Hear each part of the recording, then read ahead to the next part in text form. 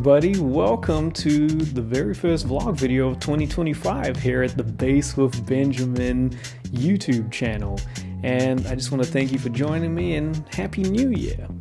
And before we jump into today's content, which is about this really cool Aguilar bass headphone preamp, I just want to take the time to acknowledge my colleagues and friends who have lost their homes and their possessions during these LA fires that have happened over the last couple of weeks. Even musical instruments, stuff that was like priceless or just stuff they've had throughout their whole lives and that they would use for gigs and recording sessions, including instruments that have been passed down from their mentors as well that have just been lost. There is a long road to recovery.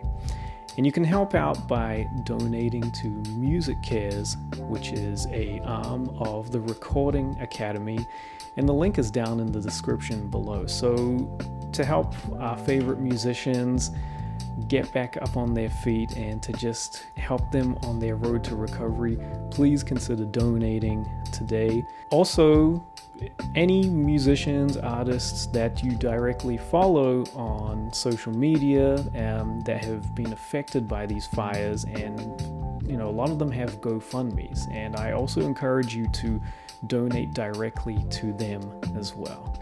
So whatever you can do, please help out. It would be really great. So today I have this really cool headphone preamp by Aguilar, and this is the tone hammer that's just put in a little pocket-sized headphone preamp, which is really cool.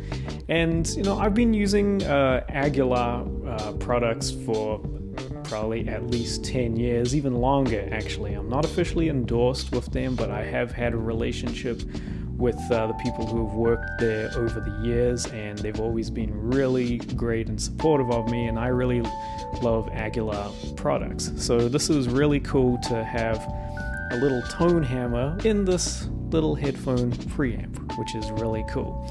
And it's really easy to use. What I really love is that it has this swiveling jack as well, which can go into like just about every type of bass, and I have different types of basses that have different kind of jack inputs. The conventional ones, like on your traditional like P or jazz bass, the ones that go under on the side, and then I even have a really weird recessed one that's on my groove line as well. But either way, and that's what I was concerned about, that this wasn't going to fit on my groove line, and it absolutely does, which is really cool. You don't even need a guitar cable, just a pair of headphones, and then you're good to go.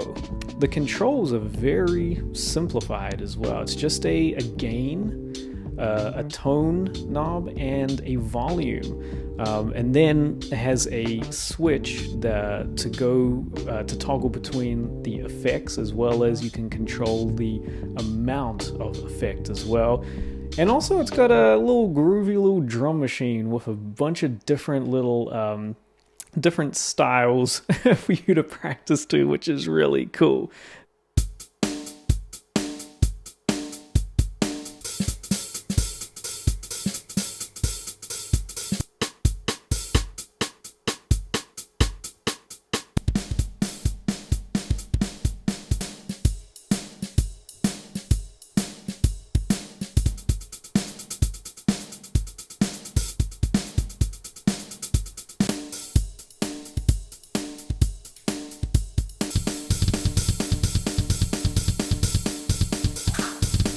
And what's really cool as well is got an auxiliary input as well, so you can plug in any device. And what I like to do is I like to use my phone plugged into here, and I can practice, I can play along with just any recordings that I have. And I'll give you a tip right here, and I'm not getting paid to say this is just what I happen to use.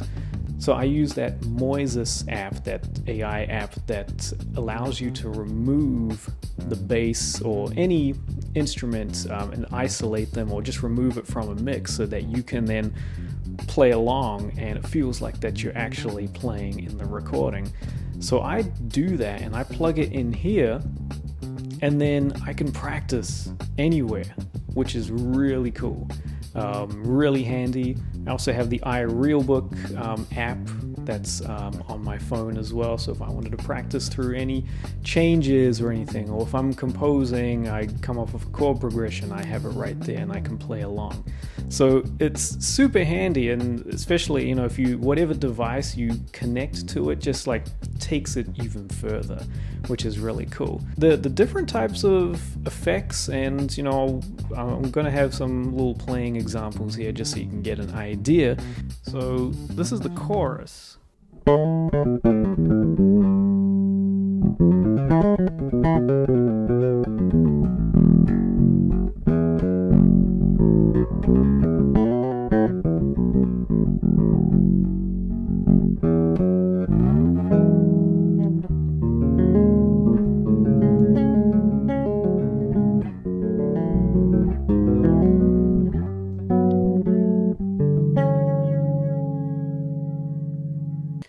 And then the next effect is this reverb, and it sounds like it's more of like a room reverb.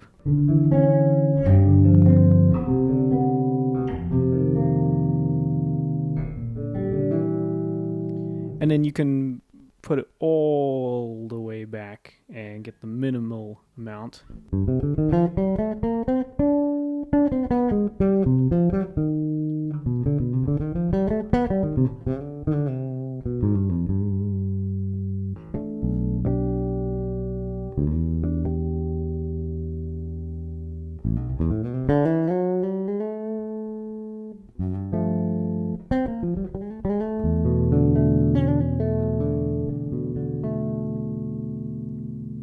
And then the other effect it has is a compressor.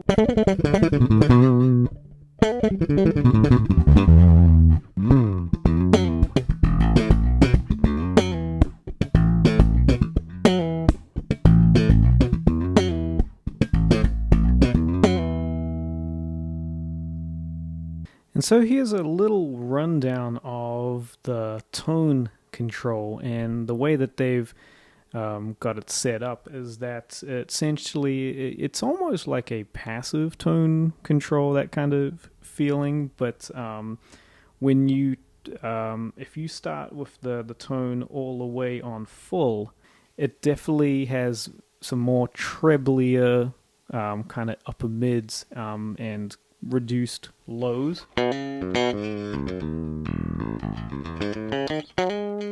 I mean, a lot of reduced lows. Not really a sound that, you know, I would use, but I don't know, maybe if you're doing some lead playing, you know.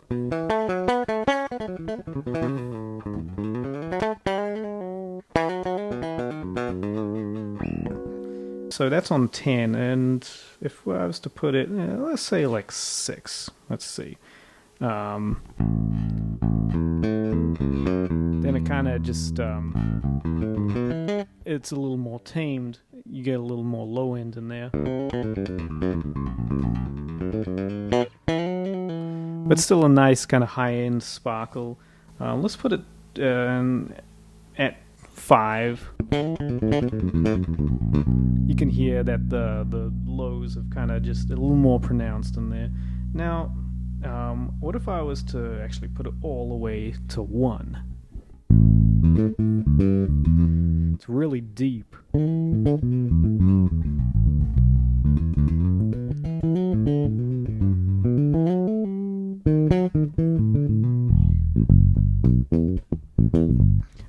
And I did, typically that's actually where I like to have it.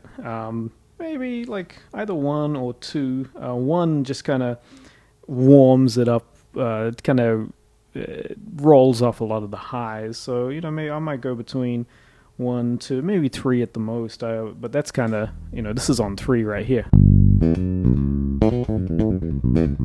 So nice punch.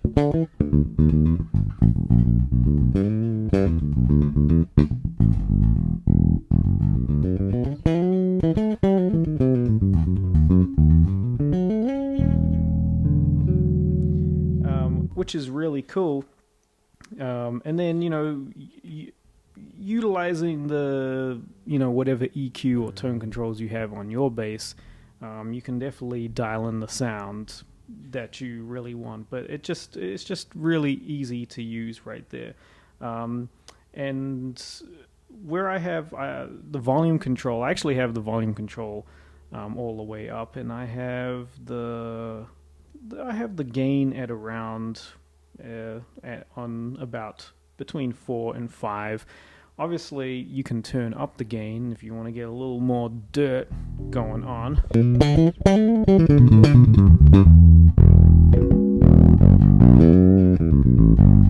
And then, of course, you go to the next channel, and it puts it in pretty much the drive channel.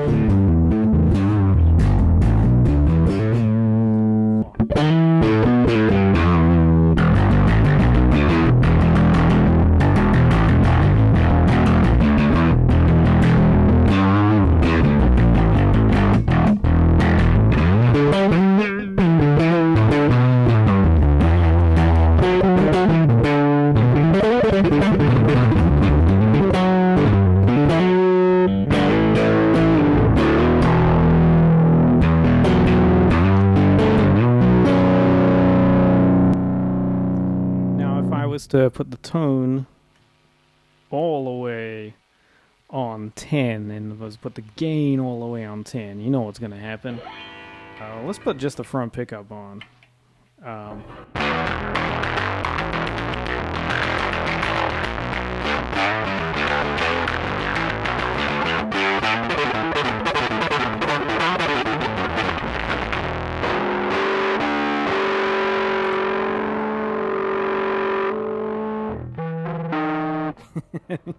I'm not really someone who's into using that for myself or what I do. I'm definitely more of a clean kind of channel person. But if that's your thing, you know, it has that, it can do that, which is really cool. So yeah, really easy to use, and I'm very critical about using headphones. I don't always like using headphones. I'm a real, you know, I love hearing the bass cabinet. I love hearing the sound of the reflection off the walls in a room. I love feeling the air. With this little thing and the right headphones, it feels really good. That's the thing that I've noticed. It feels better than actually plugging directly into my audio interface over here. And yes, I know I have a really basic, I don't have a very sophisticated recording rig. All I know is that I get a really good sound from it, but that's a whole other thing for another day. But with this is just really easy to use. You can use it anywhere. Instead of me having to always be in this room for having to plug in or practice or to use headphones because I have my whole rig set up, my pedals, my amp and interface and all that. You know, maybe if I want to go sit on the couch and watch a little TV and kind of just noodle around and have my headphones, I can do that as well. It's even perfect for backstage as well. The green room, you want to get a little practice in, or you just want to kind of just finalize tunes, or maybe you're trying to learn a tune that you were supposed to learn. You know, don't do that. I'm just realizing that I buttoned up the cable with into this shirt right here. Huh. Okay. If you're waiting for your plane, your flight is delayed, you can whip this out, and it's really great. You're on a tour bus, anywhere.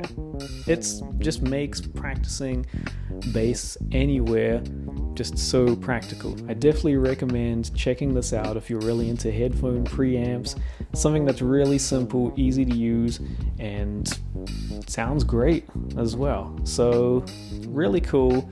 The Tone Hammer Aguilar headphone preamp. I believe it's actually called the amPlug3. So where the 3 came from, I don't know. You know, maybe that might be, this was the third version that they finally settled on. I guess just kind of like WD-40, I found out. Did you know that? WD-40, water displacement number 40. It took them 40 tries to get to the one that they were, you know, until it was right. So maybe this is like that. Who knows? So anyway, you guys, that's it for today's bass vlog. If you really enjoyed this video and you've been liking the content that I've been putting on my channel so far, be sure to hit that subscribe button and click the bell, and I mean, whatever else you got to do in order to hear from me for my videos to pop up in your algorithm feed, and this helps the algorithm as well. And be sure to join me on social media, all right? Whatever is down in the description, you can join me there. But anyway, thank you so much, and I look forward to bringing you some more bass content, all right? So stay tuned, all right? Be safe out there, and I'll talk to you soon. Peace.